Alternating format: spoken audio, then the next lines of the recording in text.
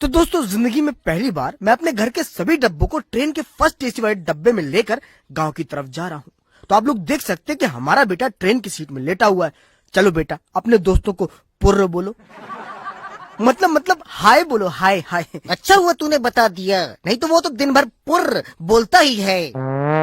तो ट्रेन के डब्बे में पहुंचते ही हमारी मिस कॉल यानी कि हमारी मिसेज सीट में लेटकर नींद लेने की कोशिश करने लगी। लेकिन उसके पहले हम सभी सुबह 4 बजे उठे और अभी आप लोग देख रहे हो कि हमारी मिसेज अपने हाथ में चप्पल लेकर हमारी तरफ आ रही हैं। लेकिन भगवान की दया से अभी टारगेट मैं नहीं हूँ, अभी हमारा टारगेट है स्टेशन पहुंचना। तो हम लोग ऑटो से स्टेशन की तरफ निकले तो रास्ते में कुछ कुत्तों का झुंड मिला जो सुबह सुबह ताजी हवा यानी कि ऑक्सीजन ले रहा था। खैर ऑटो वाले भाई ने हमको और हमारे सामान को स्टेशन के बाहर उतार दिया और हम सामान को लेकर स्टेशन के अंदर आ गए। भाई साहब इतना ज्यादा सामान था कि अगर कोई स्टेशन वाला हमको देख लेता तो बोलता देखो तुम लोग नॉर्मल ट्रेन में नहीं मालगाड़ी में चढ़ के जाओगे, वो भी कोयले के ऊपर बैठ के। कोयले का तो बता रहा है, लेकिन तेरी मम्मी अब स्टेशन में और तेरा बेटा दादी की गोद में बैठा है। हाँ बिल्कुल, और वो इसलिए क्योंकि हमारी जो ट्रेन अब आ रही है वो थोड़ी सी 2 घंटे लेट हो गई थी। इसलिए जैसी वो स्टेशन में आई वैसी मम्मी के चेहरे में हंसी आ गई। तो अभी जो सास बहू स्टेशन में बैठी हुई हैं, अभी आप लोग देखेंगे कि ट्रेन के डब्बे के अंदर बैठ गई हैं। तो छोटा भीम तो पहले भी सो रहा था, अब भी सो रहा है। तो छोटे भीम को छोड़े और बड़े बड़े बैगों की बात करते हैं। तो बड़े बड़े बैगों को हमने ऊपर वाली एक सीट दे दी, बोला जाओ ऐश करो। खैर दूसरी तरफ भी एक ऊपर वाली सीट थी जिसको ले लिया हमारे बेगम के बैगन ने यानी कि भाई ने यानी कि मेरे साले ने।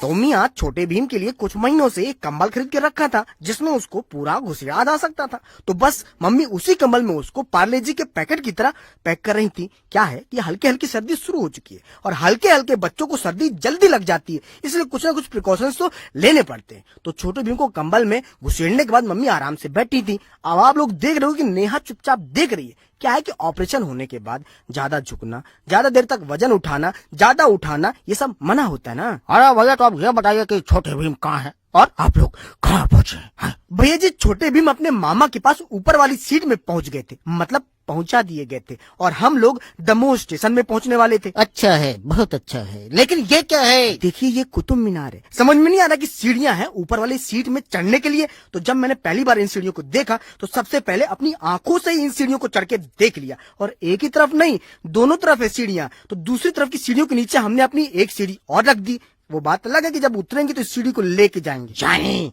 इस ट्रेन में और क्या क्या है? देखिए इस डब्बे में हर सीट के सामने एक अलमारी दी गई है। मुझे ये तो समझ में नहीं आया कि इस अलमारी का उपयोग क्या है, लेकिन ये जरूर समझ में आ गया कि अगर इस सीट में मैं सोऊंगा थोड़ा आगे होके तो इस अलमारी के अंदर मेरा पांव जरूर घुस जाएगा। वैसे इस डब्बे में भी हर डब्बे की तरह ट्रेन रोकने वाली एक लाल चैन लटक रही थी और लाल चैन के बगल में एक चेतावनी लिखी हुई थी जिसमें लिखा हुआ था कि अगर तुमने बेवजह ट्रेन की लाल चैन को खींचा ना तो तुम्हारी जेब से 1000 रुपए खींच लेंगे, और अगर तुमने 1000 रुपए नहीं दिए तो 1 साल के लिए अंदर चले जाना। 1 साल के लिए सुन के इतना डर लगा ना कि हम तो ट्रेन की चैन बिना खींची 1000 रुपए दे देते। अब ये है हमारे कार्बन के बाहर का गलियारा, लेकिन इस गलियारे में हम ज्यादा घूमे नहीं तो पता चले कोई हमको गरिया दे, इसलिए मैं वापस अपने कैबिन के अंदर आ गया। अब क्या है कि मम्मी को भूख लगी थी, इसलिए मैंने बैग से एक चिप्स का पैकेट निकाला और मम्मी को दे दिया।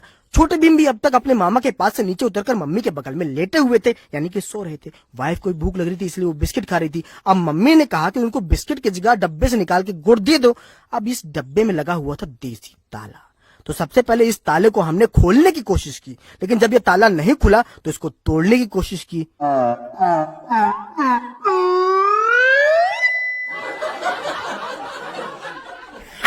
तो दोस्तों मुझे उम्मीद है कि ये व्लॉग देख के आप लोग को मजा आया होगा। तो इस व्लॉग को और भी यानी कि पूरा देखने के लिए आप लोग YouTube में विक्रम नेहा व्लॉग सर्च कर सकते हैं, जहां पर मैं आप लोग को बताऊंगा कि हमारे साथ इस ट्रेन में और क्या क्या हुआ और इस ट्रेन में और क्या क्या है। जैसे कि ये जिसे देख के मैंने पहली बार ये सोचा था कि ये मच्छर मारने की।